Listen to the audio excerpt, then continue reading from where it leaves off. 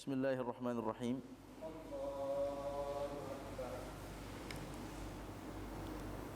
Bismillahirrahmanirrahim. Assalamualaikum warahmatullahi wabarakatuh.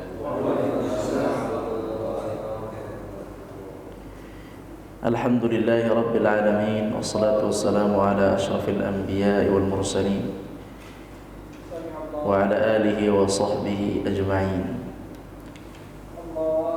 Allahumma inna nas'aluka ilman nafi'a wa rizqan thayyiba wa amalan mutaqabbala. Allahumma ighfir lana wa shfi mardana warham mautana ya rabbal alamin. Radina billahi rabba wa bil islami dina wa bi Muhammadin sallallahu alaihi wasallam nabiyya wa rasulah. Amma ba'du, kaum muslimin yang dirahmati Allah Subhanahu wa taala, puji syukur kepada Allah, tiada henti-hentinya kita berterima kasih kepada Allah Subhanahu wa taala. Berterima kasih karena kita diberikan oleh Allah berbagai macam nikmat, dan berterima kasih karena Allah Subhanahu wa taala memberikan ganjaran dari kebaikan-kebaikan yang kita amalkan dengan mengucapkan Alhamdulillahi Rabbil Alamin. Semoga dari amal-amal kebaikan yang kita lakukan diterima di sisi Allah Subhanahu wa taala, dan semoga Allah juga terus memberikan kepada kita nikmat iman sampai kita wafat menemui Allah Subhanahu wa taala. Amin ya rabbal alamin. Salawat dan salam kita sampaikan kepada Nabi kita, Nabi besar Muhammad sallallahu alaihi wasallam, beserta keluarga, para sahabat, dan seluruh umat yang mengikuti jejak langkah beliau sallallahu alaihi wasallam. Kaum muslimin yang dirahmati Allah Subhanahu wa taala, pada hari ini insyaallah kita akan melanjutkan pelajaran kita, yaitu al-hadis, yaitu kitab Al-Arba'in An-Nawawiyah yang ditulis oleh Al-Imam An-Nawawi rahimahullah. Pada hari ini insyaallah kita akan masuk kepada hadis ke-14 atau kaidah ke-14. Kenapa disebut kaidah? Karena hadis-hadis ini seperti yang sering kita ulangi, hadis-hadis ini adalah berupa kaidah dalam hidup beragama. Di antara kaidah yang sudah kita pelajari sangat banyak sekali, Masya Allah. Bisa dilihat di daftar isi ya, kita sudah belajar 13 kaidah. Mungkin lupa, kalau nggak lupa bukan manusia namanya. Jadi biasalah lupa. Ada 14, mudah-mudahan bisa dibaca-baca kembali. Yang pertama mengenai amal itu tergantung niat. Yang kedua, tingkatan agama di dalam Islam. Yang ketiga, rukun Islam. Apa saja rukun Islam? Yang keempat, bahwa manusia itu diciptakan, ada prosesnya dan sudah ditentukan takdirnya. Yang kelima, dalam Islam itu tidak boleh berbuat bid'ah atau sesuatu yang baru yang tidak ada contoh sebelumnya dari Nabi SAW. Kemudian yang keenam, menjauhi perkara-perkara yang syubhat, yang tidak jelas halal atau haram. Yang ketujuh, nasihat. Nasihat itu adalah bagian dari agama, maka terimalah nasihat. Yang kedelapan, haramnya darah dan harta seorang muslim. Nah, di sini sudah ada sebenarnya. Jadi haram darah dan harta seorang muslim. Yang kesembilan, larangan banyak bertanya dalam agama yang tidak manfaat. Bertanya yang tidak manfaat dalam agama. Ada enggak makhluk sebelum Adam? Enggak penting itu. Ada enggak ada itu enggak penting. Ada enggak makhluk selain manusia di planet lain? Antum tahu enggak nambah iman. Enggak perlu yang begitu-gitu. Bertanyalah yang bermanfaat untuk agama atau untuk dunia. Ke-10, ada sebab terkabulnya doa, yaitu makan yang halal. Kalau mau doanya mustajab, makan yang halal. Kemudian yang ke-11, tinggalkan apa yang ragu. Kalau ragu dalam sesuatu hal, tinggalkan, jangan maju. Yang ke-12, tinggalkan hal-hal yang tidak bermanfaat. Jangan melakukan hal yang tidak manfaat, tinggalkan. Dalam beragama, tinggalkan. Kemudian yang ke-13, yaitu mencintai, di antara kesempurnaan iman, mencintai sesama muslim. Mencintai sesama muslim. Nah, sekarang yang ke-14, bahwa darah muslim itu asalnya halal. Darah muslim itu asalnya haram, seperti di hadis ke-8. Darah muslim itu haram, tidak boleh dibunuh darah muslim. Tapi boleh atau bisa menjadi halal. Jadi asal usulnya nyawa seorang muslim itu dilindungi. Darah seorang muslim itu dilindungi dalam agama kita. Tidak boleh ada hukuman pembunuhan kecuali. Jadi kalau seandainya ada hukuman pembunuhan yang menyelisihi tata cara Islam, itu sesungguhnya tidak benar. Ya, kita di sini akan mempelajari poin pertamanya adalah bahwa membunuh itu, menghilangkan nyawa itu, wabil khusus muslim, itu adalah dosa besar. Itu dulu, dosa besar yang diancam masuk neraka jahanam kekal kalau dia tidak taubat. Wabil khusus kalau yang membunuh orang kafir, sudah jelas. Jadi ada ancaman bagi pembunuh itu masuk neraka. Ada ancaman bagi pembunuh masuk neraka, kecuali taubat. Namun ada keadaan-keadaan di dalam Islam muslim itu boleh dibunuh. Nah, apa keadaan itu? Apakah keadaan itu karena dia menyebar pil ekstasi sekian ton atau sekian ratus kilo kemudian kena hukum bunuh, atau bukan? Atau mungkin karena dia melakukan upaya korupsi atau korupsi sampai triliunan kemudian kena hukum bunuh, atau apapun. Ya. Nah, kita lihat versi Islamnya. Kalau versi hukum positif, hukum manusia, yang dihukum bunuh adalah ABCD. Kalau dalam hukum Islam yang dihukum bunuh adalah ABCD. Berbeda. Oke. Sebelum kita lihat di sini apa saja sebab muslim boleh dikenakan hukum bunuh, hukum gantung, hukum pancung, apa saja. Sebelum kita lihat itu, Anda mau tanya antum, kira-kira hukum internasional, hukum positif, hukum manusia, kapan manusia itu boleh dibunuh? Kena hukum gantung, hukum pancung. Ada yang tahu nggak? Ada orang hukum nggak sih? Satu apa? Yang pernah aja deh. Hah? Pembunuhan berencana, kena hukum bunuh. Kalau itu betul secara Islam, berarti hukum yang dibikin oleh manusia positif dalam hukum undang-undang, pembunuhan berencana kena hukum bunuh, itu sudah sesuai dengan agama kita. Satu, betul, itu sesuai. Ada lagi? Pengedar narkoba ya, berapa sih maksimal? Enggak, maksimalnya ada kiloannya ya. Pengedar besar ya, pengedar kecil mah masuk penjara kan ya, seumur hidup ya. Kalau yang pernah dihukum gantung, hukum mati, orang asing ya waktu itu ya. Nah, di dalam itu hukum positif, hukum manusia, penyebar obat-obat terlarang, berapa ton atau berapa kilo. Tapi dalam Islam itu tidak. Misalnya muslim, misal aja, naudzubillah kalau ada. Misalnya muslim nyebarin obat terlarang di sebuah negara besar-besaran, ketahuan, itu secara hukum agama dia nggak boleh dibunuh. Oke? Nah, hukum positif mengatakan dibunuh, tapi hukum negara tidak boleh. Maaf, hukum positif atau hukum negara atau hukum internasional bunuh, tapi hukum agama tidak boleh dibunuh. Kalau antum jadi presiden, hukum itu jangan diterapkan.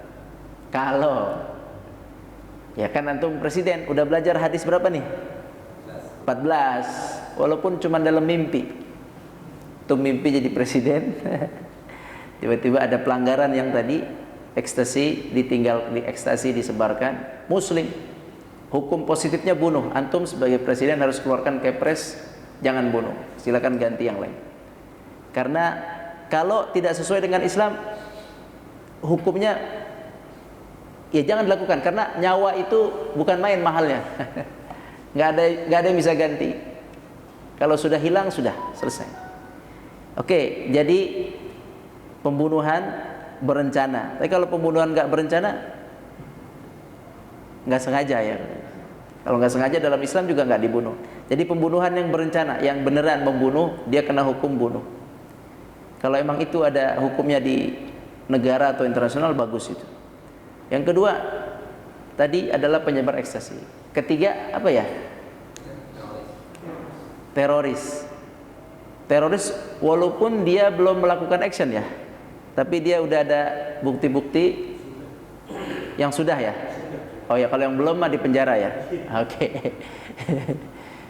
Kalau dia sudah melakukan action, dia sudah melakukan bom, ngebom sana sini, ya itu dia salah. Betul, kalau dia harus kena hukum bunuh. Kalau memang dia terbukti membuat bom di sebuah tempat, kemudian ada yang mati di situ bom, sebab bom dia dihukum mati, hukumnya benar. Tapi ada syaratnya. Syaratnya yang mati kena bom harus muslim juga. Jadi bom dia mengenai satu muslim saja, maka dia berhak dibunuh. Tapi kalau bom dia mengenai orang-orang kafir, maka dia tidak boleh dibunuh. Tapi dia harus membayar ganti diat atau denda yang diberikan kepada keluarga setiap yang dibunuh, sebab bomnya itu. Bisa difahami? Jadi tadi teroris, sebenarnya teroris ini saya malas juga nyebutnya, tapi itu ada ya. Karena identiknya muslim ya.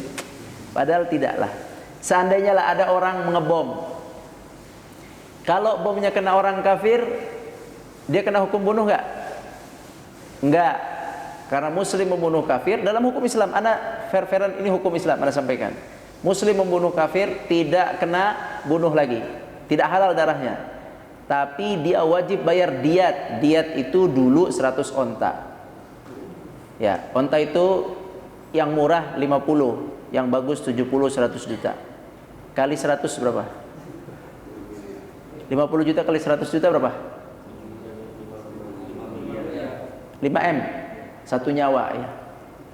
100 onta, 5M. Kecil apa banyak itu? Kalau Mr. S kecil kali ya. Mr. S itu kecil ya. Pak Mr. S itu gampang itu ya. Kalau yang dulu Nabi pernah, kejadiannya Nabi SAW pernah ada seorang sahabat yang tidak sengaja. Jadi sahabat itu singkat cerita dijegat di jalan. Sahabat satu orang, singkat cerita dijegat di jalan. Tadinya 10, dari 10 9 dibunuh. Mereka datang dari suku Hudzail. Nah, mereka minta kepada Nabi untuk 10 orang jadi guru Quran, mengajarkan agama dan Quran. Dikirim 10 sampai di kampung Hudzail, 10-10-nya diperangi sehingga singkat cerita ya, sisa satu ditipu lah. Yang satu pulang ke Madinah, di dalam perjalanan dijegat oleh suku yang lain. Ketika dijegat, melakukan perlawanan sahabat ini sehingga orang kafir itu terbunuh dua-duanya. Harusnya tidak dibunuh, tapi ya mau gimana lagi, karena posisi dia terjegat, sahabatnya juga udah terbunuh, dia radhiyallahu anhu, beliau harus sampaikan informasi kepada Nabi SAW. Maka kemudian beliau dijegat, berhasil membunuh 2 orang itu. Kalau nggak salah 2 orang itu dari suku Aslam. Kemudian beliau sampai kepada Nabi Shallallahu Alaihi Wasallam dan bercerita bahwa saya yang 9 sudah dibunuh, 7 orang dibunuh oleh suku yang mengundang kita, 2 orang dibunuh di Quraisy, dijual, ditawan oleh Quraisy dan dibeli ke sana, dibunuh di sana di Makkah. Kemudian sedangkan saya bebas ya Rasulullah, dan saya membunuh 2 orang di jalan sebab dia menghalangi saya. Kemudian Nabi SAW ingin membayar diat dari 2 orang kafir itu. Nah, Nabi mengumpulkan harta, singkat cerita, untuk membayar 2 orang kafir yang dibunuh itu. Itu Rasulullah SAW. Subhanallah, adil, subhanallah.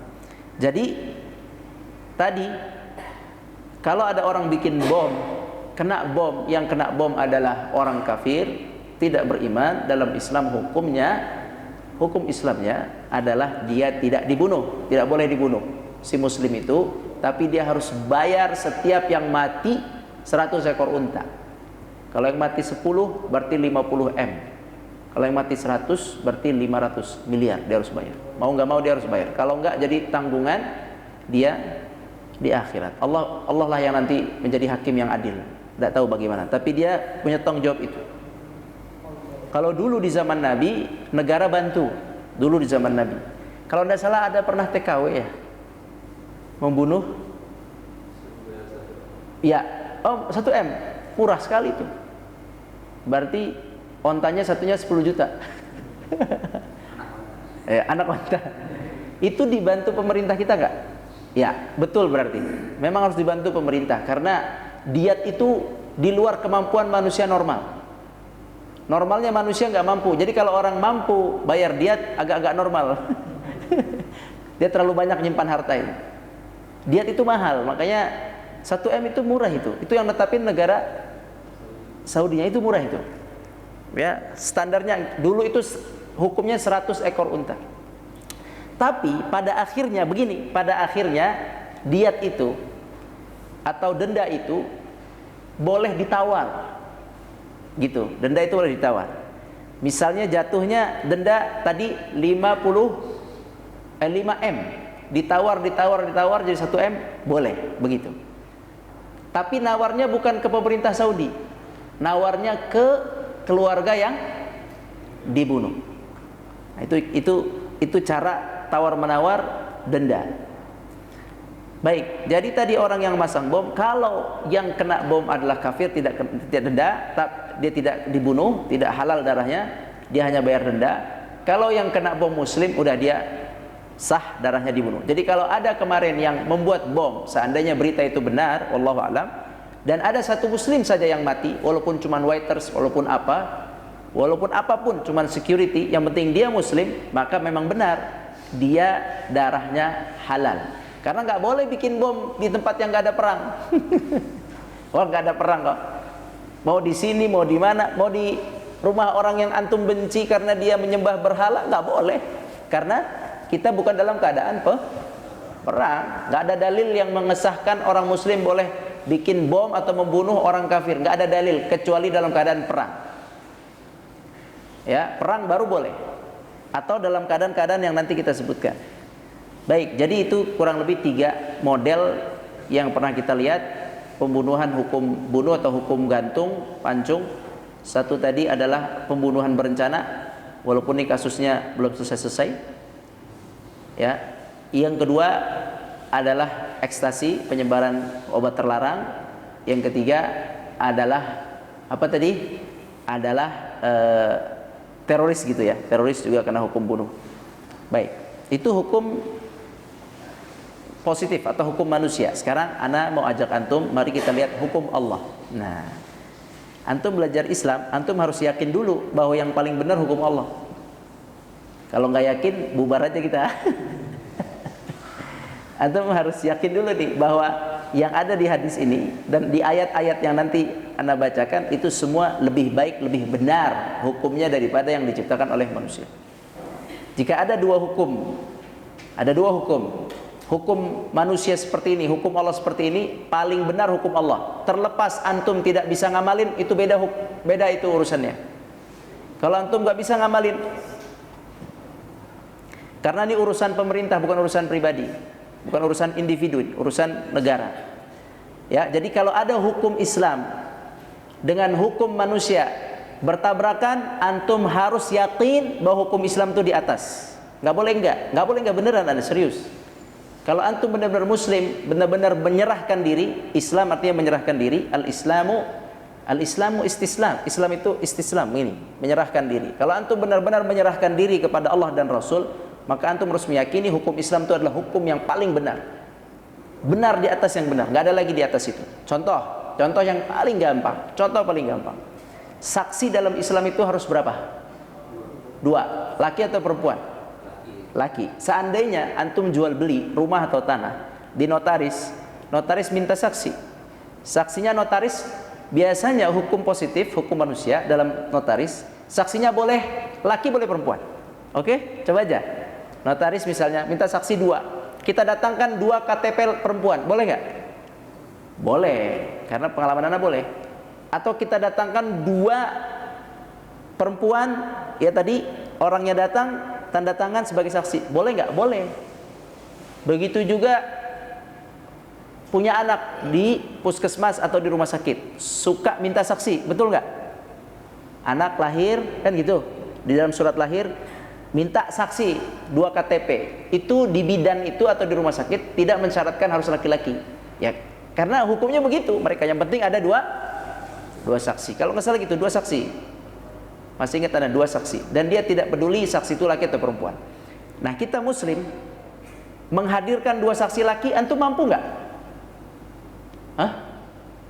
Anak antum lahir, kata ibu rumah sakit, tolong datangkan 2 KTP untuk nanti tanda tangan di sini, surat lahir. Oke, antum disuruh datangkan saksi. Sebagai muslim, apa yang harus antum lakukan? Datangkan 2 KTP, laki atau perempuan? Ya, antum harus datangkan laki, karena antum mampu itu. Mampu, masa nggak mampu? Pinjam KTP adik, abang, selesai.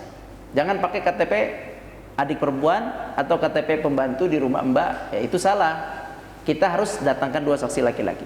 Begitu juga jual beli, begitu juga hutang, begitu juga yang lain. Dalam masalah saksi, antum mampu menghadirkan yang muslim, antum harus lakukan. Karena itu hukum Allah, itu lebih baik. Apa hikmahnya? Pasti ada hikmahnya. Enggak waktunya enggak cukup. Tapi hukum Allah mengatakan wastashhidu syahidaini min rijalikum. Kata Allah, jadikan 2 saksi dari laki-laki di antara kalian. Dah, itu perintahnya. Maka kita sebagai muslim meyakini bahwa saksi yang terbaik 2 laki-laki, minimal ya, boleh lebih. Kemudian yang kedua juga kita mampu mengamalkan, kita amalkan. Nah, sekarang di sini. Sekarang urusan darah. Urusan darah bukan urusan individu, sekali lagi, urusan darah urusan pemerintah. Karena urusan pemerintah, kalau antum individu tidak mampu melakukannya, dimaafkan. Antum nggak bakal bisa menerapkan qisas di Indonesia ini. Karena antum bukan siapa-siapa. Kecuali tadi mimpi jadi, ya, mimpi jadi presiden. Dalam mimpi terapkan, nggak apa-apa mimpi ini, nggak ada yang larang. Ya, karena kalau nyata kayaknya mustahil, kayaknya susah. Ya, kecuali izin Allah, seperti Allah mengangkat Talut orang biasa, Daud orang biasa diangkat oleh Allah derajatnya. Itu izin Allah. Kalau enggak gitu susah. Nah, jadi ini yang akan kita bahas ini adalah hukum qisas. Kapan manusia muslim darahnya halal, tapi tidak boleh dilakukan secara individu. Tamam? 1. Kita lihat di sini an Ibnu Mas'udin radhiyallahu anhu qala Rasulullah sallallahu alaihi wasallam, la yahillu damu mri'in muslimin illa bi ihda thalath, at-thayyibu az-zani wan nafsu bin nafsi wat tariku li dinihi al-mufariqu lil jama'ati, rawahu al-Bukhari wa Muslim. Artinya Anda bacakan aja ya.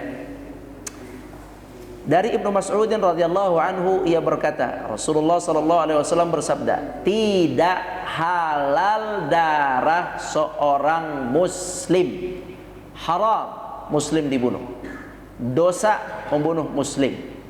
Ada ancaman di dalam hadis Nabi sallallahu alaihi wasallam bagi para pembunuh. Rasulullah sallallahu alaihi wasallam Rasulullah SAW bersabda, jaa yaumal qiyamati akhidhuhu biyaminihi aw bishimalihi tashkhafu awdajuhu daman fi qibali arsyir rahman yalzamu qatiluhu bishimalihi biyadihi al-ukhra yaqulu sal hadha fima qatalani. Artinya pada hari kiamat orang yang membunuh qatilu mu'min muta'ammidan, orang yang membunuh seorang mukmin dengan sengaja, maka mukmin yang dibunuh, oke, dia yang dibunuh, dia akan datang menarik pembunuhnya di padang mahsyar. Antum bayangkan semua berdiri menghadap Allah, seluruh makhluk entah berapa jumlahnya, triliunan wallahu alam atau miliaran wallahu alam, dari awal sampai akhir. Misalnya antum dibunuh oleh sniper, nauzubillah, ada orang dibunuh oleh sniper sampai mati, dia nggak tahu pembunuhnya, sahih? Nggak tahu pembunuhnya, kan dia udah mati. Keluarganya nggak tahu pembunuhnya. Semua orang di dunia ini nggak tahu siapa pembunuhnya kecuali si pembunuh dan yang merancang pembunuhan, sniper itu. Di akhirat semua dibangkitkan berdiri dalam satu saf, semua bisa melihat keadaan dengan jelas, semua bisa mendengar pendengaran dengan jelas, tanpa layar, tanpa mikrofon, jelas semuanya. Semua perbuatan atau semua pemandangan tertuju pada satu kejadian, satu-satu, tidak berantakan, satu-satu diperlihatkan, satu. Wallahu a'lam bagaimana caranya, tapi tidak rusuh keadaannya. Baik, di saat itu para orang-orang yang dibunuh dulu oleh sniper, oleh pembunuh bayaran, oleh peracun bayaran yang tidak tahu dia siapa pembunuhnya, di akhirat dia akan datang langsung menemui pembunuhnya, ditarik lehernya, dibawa kepada Arsyur Rahman. Dia berkata kepada Allah, ya Allah, tanya dia kenapa membunuh saya. Jadi di sana dia langsung tahu siapa pembunuhnya. Hati-hati kalau pernah bunuh di nyamuk ya. Alhamdulillah kalau bunuh nyamuk halal, alhamdulillah. Tapi kalau yang pernah bunuh manusia segera taubat, beneran. Kalau nggak taubat, kalau taubat insya Allah diampuni. Ada dalilnya dalam hadis. Kalau seandainya dia tidak taubat, membunuh dan tidak taubat, mati membawa dosa pembunuhan dan belum diqisas, di akhirat Allah Subhanahu wa taala akan otomatis orang yang dibunuh dia bisa mendapatkan di tengah-tengah keramaian seperti itu. Allah, ada orang bule, ada orang hitam, ada orang putih, semuanya lengkap, tapi dia tahu yang bunuh. Bisa jadi dia orang putih, orang kayak kita Indonesia, pembunuhnya orang Afrika. Bisa dia masuk, dapat orang Afrika pembunuhnya. Allah yang kasih tahu. Ya, dengan izin Allah dia bisa tahu. Kemudian ditarik dan dia mengatakan, ya Rabb, sal fulan atau sal hadza fima qatalani. Ini tanya ya Allah, kenapa dia bunuh saya? Na'udzubillah min dzalik. Nah, itulah persidangan mahkamah seadil-adilnya mahkamah di zaman itu, di waktu itu. Tidak satu pun penjahat yang bisa lepas dari kejahatannya. Yauma idzin tu'raduna la takhfa minkum khafiyah. Yauma idzin tu'radun. Pada saat itu kalian semua akan dipaparkan oleh Allah sepapar-paparnya, setransparan-transparannya. La takhfa minkum khafiyah, tidak ada satupun yang tersembunyi. Nah, jadi darah muslim atau pembunuhan, dosa pembunuhan, wabil khusus tadi pembunuh muslim. Kalau bunuh kafir tadi dosanya kena di dia atau denda. Ini yang dikhususkan adalah pembunuh muslim. Barang siapa membunuh seorang muslim, maka dia akan kena ancaman dari Allah Subhanahu wa taala seperti tadi dalam hadis. Kecuali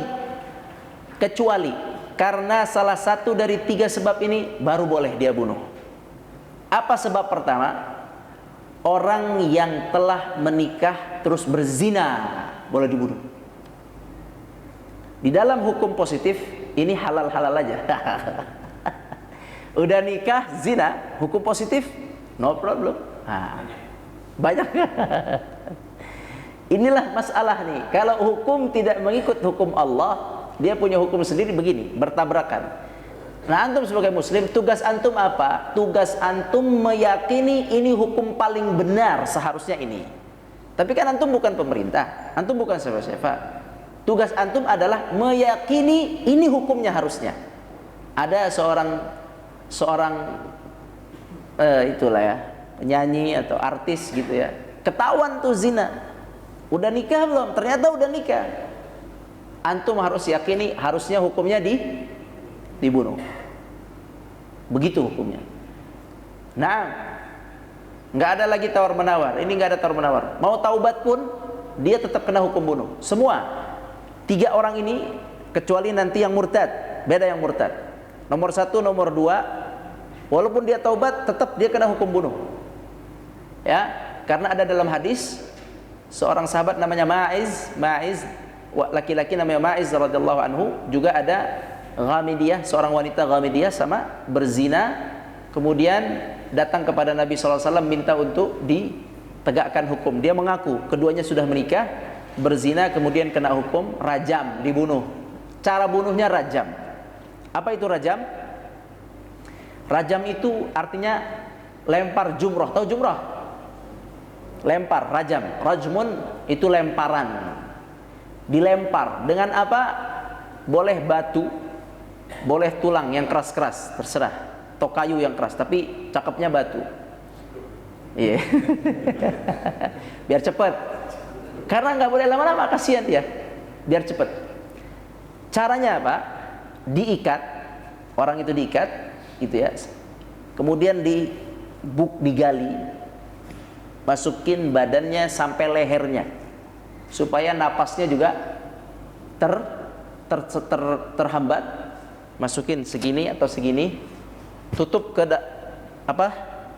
timbun, masih ada ini bisa nih napas, tapi gak kuat lah, ini ketutup, oke? Nah di situ ditimpuk, dirajam, dilempar sampai mati. Itu gak lama paling mati. Begitu cara penghukumannya.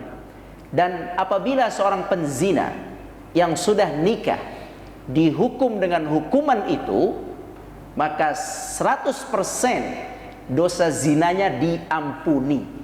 Oke, 100% dalam hadis disebutkan dosa zinanya diampuni.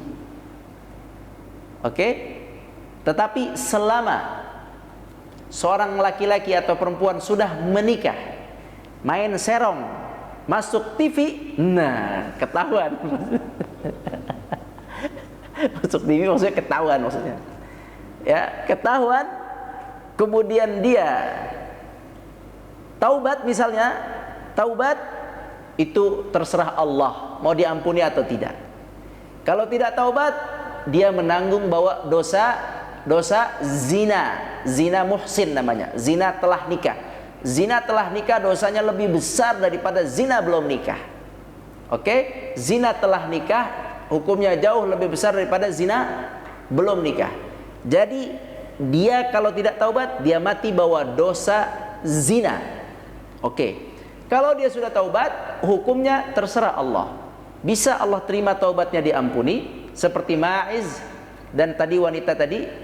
Sebenarnya Nabi sudah bilang kepada mereka, istighfir, minta ampun kepada Allah, taubatlah. Tapi mereka tidak mau, 2 orang ini tidak mau. Kami mau tetap ditegakkan hukum. Jadi sebenarnya Nabi sudah ngasih kesempatan taubat. Nah, taubat bisa menyebabkan penghapus dosa zina. Tapi seandainya dia diterapkan hukum rajam ini, hukum bunuh ini, otomatis dia mati dalam keadaan terampuni.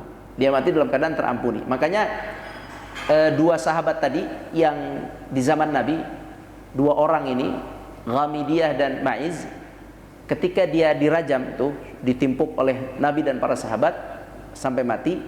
Dan ini hukum Allah ya, jangan bilang oh tega. Hikmahnya banyak di balik itu. Ini ketetapan Allah Subhanahu wa taala. Kenapa orang udah nikah dirajam? Ini ada hikmahnya semua, ada hikmahnya. Ya.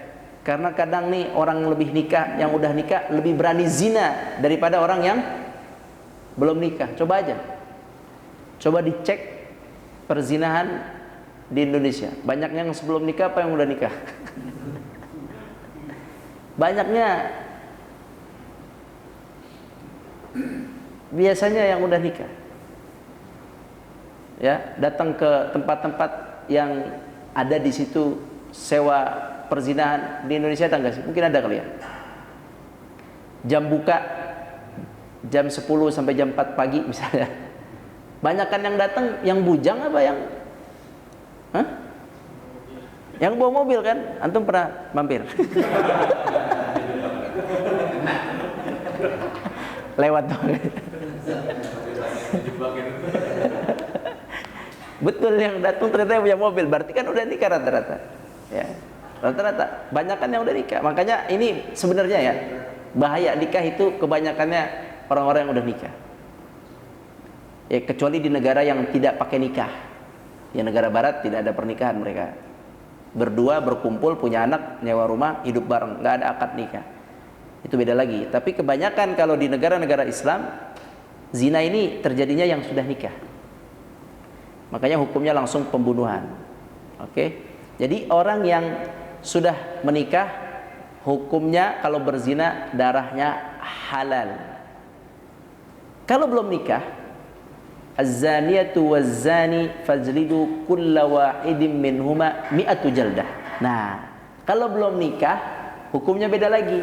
Belum nikah kemudian dia zina, maka hukumnya dicambuk 100 kali kalau belum nikah. Kalau udah menikah, hukumnya rajam, yang tadi rajam, ya. Seperti itu. Makanya ini bahaya sebenarnya, ini ancaman kaum muslimin, jangan remehkan menikah, berzina setelah menikah. Jangan begini ya, di Indonesia hukum ini nggak diterapin, nggak boleh gitu. Ini kan di Saudi aja gitu, atau di negara Islam. Saudi juga nggak tahu jalanin apa tidak ini.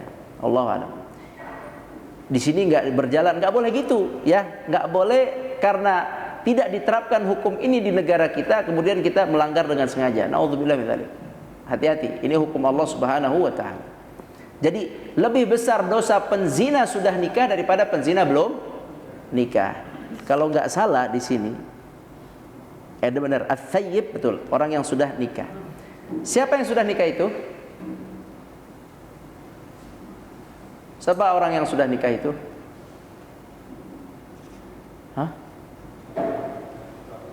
Orang yang sudah akad nikah, oke, sudah berhubungan dengan istrinya, maka dia disebut sudah menikah. Yang kedua, orang yang sudah menikah walaupun sudah meninggal suami atau istrinya, dia juga disebut sebagai orang yang sudah menikah. Pokoknya sudah ada akad nikah, ya, walaupun antum tadi janda gitu ya, atau duda, sama. Yang sudah menikah dan sudah berhubungan suami istri, berzina, la yajuz, nggak boleh. Yang masih lajang juga nggak boleh. Sama. Cuman hukumnya lebih berat bagi yang sudah menikah. Na'udzubillahi min dzalik. Subhanallah. Sedih sekali ya. Kebanyakan penzina justru yang sudah menikah. Yang kedua, yang boleh dibunuh adalah jiwa dengan jiwa, yakni pembunuh yang tadi. Pembunuh berencana, orang yang melakukan pembunuhan.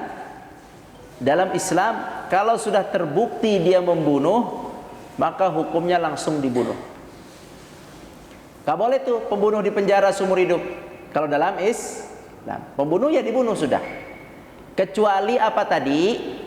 Kecuali orang muslim yang dibunuh keluarganya memaafkan, itu baru boleh. Bisa dipahami? Ini ngomongin misalnya Mr. S ya, dia bunuh nih, ya, S yang itu, ya. Aneh malas nyebut namanya, GR ntar dia. Udah terlalu tenar, males ya kan. Nih dia membunuh nih, oke, dia bunuh. Harusnya sih udah penonton aja kita ini kayaknya udah kelihatan dia bener bunuh ya. Cuman biarlah itu skenario lah, urusan di atas. Tapi seandainya nih dia ntar bener udah bunuh, udah itu dalam Islam, kalau hukumnya Islam, udah dia kena hukuman langsung qisas, dia harus dibunuh. Setelah dicek-cek ternyata ada 2 orang yang ikut bunuh. Misalnya 2 orang. Berarti yang dibunuh, yang kena hukum bunuh dua-duanya. Dua-duanya bunuh dengan sukarela nih ya ceritanya ya, bukan dipaksa. Kalau dipaksa ntar babnya beda lagi. Ada 2 orang, dos misalnya, 2. Maka dua-duanya diputuskan harus kena hukum bunuh. Misalnya yang bunuh 5 orang, membunuh 1 orang, maka 5-5-nya yang megang pistol, 5-5-nya, satu di pala, satu di dada, satu di kaki, sama-sama semua yang megang pistol bersamaan kena hukum bunuh juga. Begitu dalam Islam. Ya, tinggal lihat CCTV, berapa yang melepaskan tembakan dengan sengaja. Itu hukum Islamnya kena hukum bunuh. Karena ada hadisnya. Ada hadisnya Nabi SAW pernah didatangi oleh kaum dari Iran, bukan Iran, bukan. Iran bahasa Arab. Iraniyah, Ariniyah apa Iraniyah gitu. Sebuah kampung di negeri Arab saat itu. Datang kepada Nabi minta obat sakit mereka. Dikasih oleh Nabi obat. Ente datang ke situ. Di situ ada pengembala pemilik unta. Minta ke untanya kencingnya sama susunya. Minum kencingnya, susunya. Habis itu sembuh. Oke? Itu ada hadis tentang itu. Makanya apa hukum kencing unta? Bisa jadi obat apa tidak itu panjang pembahasannya. Tapi begitu ceritanya. Akhirnya sembuh dia dari penyakitnya. Kaum itu sembuh, sekelompok itu sembuh. Setelah sembuh, dia ngambil ontanya. Dibunuh tuh si pemilik onta. Ini onta keren juga nih, bisa nyembuhin kita. Diambil ontanya, dibunuh si pemilik ontanya. Kabur. Ya. Kemudian Nabi SAW memerintahkan sahabat untuk mengejar mereka. Kemudian dikejar mereka, kemudian semuanya dibunuh. Ya, semuanya dibunuh karena mereka melakukan pembunuhan bersama. Nah, begitu juga di sini. Jika ada orang yang membunuh ramai-ramai, ketahuan benar-benar membunuh ramai-ramai, satu megang ininya, satu ini, pokoknya ikut, maka dia semua kena hukum bunuh. Begitu hukumnya dalam Islam. Nah, sekarang orang yang sudah kena hukum bunuh, Mr. S sudah kena hukum bunuh misalnya. Gimana caranya biar dia bisa lepas dari hukum bunuh itu? Caranya dia boleh datang kemana? Bukan minta keringanan dari presiden, bukan. Dalam Islam ya, dia tidak berhak, presiden tidak berhak memberikan keringanan, tidak. Juga bukan datang kepada hakim, hakim tidak berhak memberikan keringanan. Maka satu-satunya dalam Islam yang bisa memberikan keringanan kepada Mister adalah keluarganya Mister J. Nah, ya kan? J. Antum tahu siapa si J itu? Nah,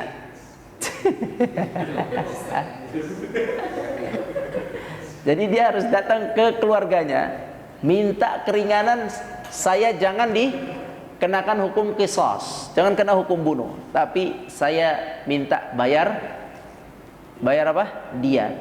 Kata keluarga J, nggak mau.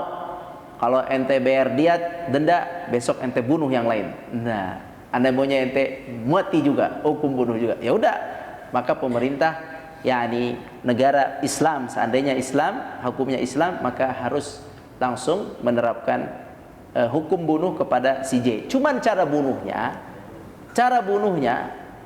beda dengan rajam tadi, beda dengan zina. Kalau zina cara bunuhnya udah paketnya paket rajam. Tapi kalau orang yang membunuh, cara bunuhnya bisa dengan satu tebas pedang zaman dulu, kayak main apa? Kasti. Sekali tebas, ya di bawah gitu boleh, di atas boleh. Tebas kalau dulu tebas.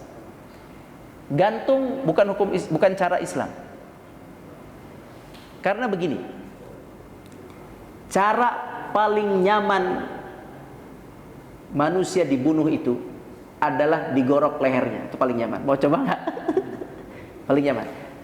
Bisa ditembak batang otaknya, bisa ditembak dadanya, bisa apa lagi? Racun? Ya racun. Hukum gantung paling nyaman, ya. Auzubillah nih. Paling nyaman proses pembunuhan adalah kalau yang dibelah tempat saluran udara sini. Cara kita nyembelih kambing sama sapi itu adalah cara mematikan nyawa yang paling nyaman bagi orang yang dimatikan, atau yang paling nyaman bagi binatang yang dimatikan. Selain itu tidak nyaman bagi dia. Stres otaknya, dipukul otaknya atau sininya, dari sini misalnya, itu semua tidak nyaman. Paling nyaman di sini. Putus kan napasnya kan? Dah, itu paling nyaman. Ya. Tidak boleh dicoba di rumah. Jadi caranya dengan penggal, itu paling nyaman. Baik, yang ketiga, yang boleh dibunuh adalah orang yang meninggalkan agamanya atau murtad. Murtad dan keluar dari jamaah, memisahkan diri dari jamaah, yakni ya murtad. Maksudnya keluar dari Islam, keluar dari jamaah Islam, keluar dari kaum muslimin. Maksudnya begitu. Maka orang yang murtad ini wajib dipanggil oleh pemerintah. Dipanggil, ditanya, kemudian diajak masuk Islam. Dikasih waktu batasan 3 hari. Kalau dalam 3 hari dia taubat, tidak jadi kena hukum bunuh, masuk Islam lagi. Kalau setelah 3 hari dia juga tidak taubat, maka hukum bunuh berlaku atau halal darahnya.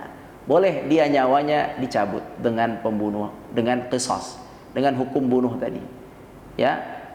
Cara bunuhnya gimana ini? Sama dengan cara bunuh yang nomor 2. Cuman zina saja itu. Allah Subhanahu wa taala memiliki hikmah yang mulia, yang agung, yang kita mungkin tidak terkuak semua hikmah-hikmah Allah. Kenapa yang zina pakai rajam? Ya, palanya itu yang kena. Ya, nafas udah terdesak, palanya yang dihajar, otaknya berarti yang kena. Tapi sisanya enggak, sisanya cara bunuhnya semua leher itu. Itu paling bagus caranya. Nah, itulah 3 orang yang halal darahnya. Sisanya darah muslim tidak boleh dibunuh. Tidak boleh dibunuh. Ekstasi tidak boleh dibunuh. Atau apalagi selain ini enggak boleh dibunuh. Ya, selain ini tidak boleh dibunuh. Korupsi sebanyak-banyaknya katanya ada negara lain yang maju, katanya koruptor yang nilainya sekian-sekian, katanya aneh baru katanya sih, belum tahu benar apa enggak. Mungkin antum tahu. Katanya kalau sekian korupsinya lebih dari sekian-sekian, katanya kena hukum gantung, hukum mati. Itu dalam Islam juga tidak boleh. Cuman 3 ini yang boleh dia kena hukum gantung atau hukum bunuh. Dan ada syarat-syarat lain juga yang menyebabkan seorang itu boleh dibunuh. Tapi tidak disebutkan dalam hadis ini. Ada syarat-syarat lain seseorang itu boleh dibunuh. Halal maksudnya, halal darahnya. Oke, selain itu tidak halal darahnya, tidak boleh membunuh. Tidak boleh membunuh. Nah, karena diancam sebagai dosa besar. Wallahu a'lam. Ada pertanyaan? Silakan sambil nunggu qomat.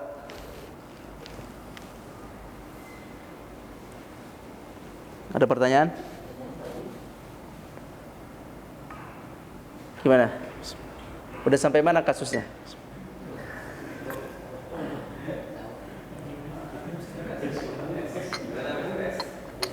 Mr. R sampai mana? Dianya nggak muslim kan ya? Oh, mereka sama-sama nggak muslim ya? Alhamdulillah. Apa hukumnya? Karena sama-sama nggak muslim, nah, dalam hukum Islamnya, kalau pemerintah menerapkan hukum Islam, sama-sama nggak muslim, kena bunuh juga. Yang tadi Anda sampaikan, kalau non-muslim, pembunuhnya muslim, nggak ada hukum qisas. Adanya denda. Tapi kalau muslim sama muslim, muslim bunuh muslim, qisas. Kafir dengan kafir, qisas. Nah, itu berdua qisas harusnya. Nah, kecuali dia si Mr. S tadi minta maaf ke keluarga Mr. J. Mungkin bisa dibayar lebih tuh, boleh jadi itu. Ada yang nanya nggak? Dalam hal membela diri, Nah, kalau misalnya sampai terjadi atau saya pernah baca juga gitu ya, ada perampok yang masuk ke rumah seorang guru silat gitu ya, terus sampai mungkin berantem gitu terus sampai meninggal yang mencoba untuk merampok. Nah ini sebenarnya kalau misalnya memang kita yakin bahwa kita punya ilmu di satu sisi gitu ya, bisa melumpuhkan tanpa misalnya harus dengan membunuh, apakah memang nantinya dan ini misalnya sama-sama muslim, apakah bisa disebutkan bahwa ini membunuh dengan sengaja juga? Ya, baik. Ada hadis, man qutila duna malihi wa irdihi fahuwa syahid. Barang siapa yang diserang, tadi diserang tapi dia terbunuh gitu ya. Diserang tapi terbunuh, maka dia matinya syahid. Kalau dia mati. Sekarang bagaimana hukumnya? Kalau dia membela diri kemudian sampai membunuh si pihak yang menyerang. Ini kalau yang menyerang adalah muslim dan si muslim itu membawa membawa senjata yang membahayakan dia. Kalau dia tidak balas dia bisa kebunuh, kemudian dia membalas, kemudian ini terbunuh. Ini dalam rangka membela diri, insya Allah tidak masuk dalam masalah qisas. Nanti masuknya bab denda, masuknya bab seperti yang sahabat Nabi tadi, masuknya bab denda dan bukan bab qisas. Sebab dia di situ tidak bertujuan dengan sengaja untuk membunuh muslim tersebut. Ada sebabnya apa? Sebab membela diri. Insya Allah seperti itu, wallahu a'lam. Ya, yang dimaksud di dalam hadis ini adalah dia sengaja membunuh. Berarti si pencurinya, kalau si pencurinya tadi membunuh si yang dicuri syahid. Tapi syahidnya bukan syahid perang ya. Kalau syahid perang nggak dimandiin, nggak disolatin. Kalau ini syahidnya dapat seperti syahid, bukan syahid asli. Maka dia tetap dimandikan, disolatkan. Mayitnya syahid, yang dicuri syahid. Pencurinya baru kena itu. Pencurinya kena qisas sampai dia minta maaf kepada keluarga yang dicuri. Dia kena langsung, kena hukum qisas. Kalau emang jelas pembunuhannya. Sedangkan yang dicuri dalam rangka dia membela diri, maka dia tidak dikenakan hukum membunuh dengan sengaja. Karena hadisnya adalah, ayatnya adalah wa may yaqtul mu'minan muta'ammidan, harus ada unsur kesengajaan pembunuhan baru kena hukum qisas. Innan nafsa bin nafsi, sesungguhnya jiwa dengan jiwa, walakum fil qisasi hayatu ya ulil albab, kalian ada kehidupan dalam hukum qisas. Dengan qisas ada kehidupan, yaitu kapan? Ketika pembunuhan yang sesungguhnya baru disuruh kena qisas. Wallahu a'lam. Nah, apalagi dia sudah bisa apa tadi? Ilmu melumpuhkan. Nah, kalau misalnya dia bisa melumpuhkan tapi dia bunuh dengan sengaja, nah itu bisa kena itu. Yang tadi antum cerita. Kalau dia bisa melumpuhkan kemudian dia bunuh dengan sengaja, ah itu nanti bisa kena membunuh dengan sengaja atau qatl amad, membunuh dengan sengaja. Nah, tapi kebanyakan setahu ana dalam kasus-kasus ini, kalau orang awam yang tidak bisa melakukan perlawanan, bunuhnya nggak sengaja.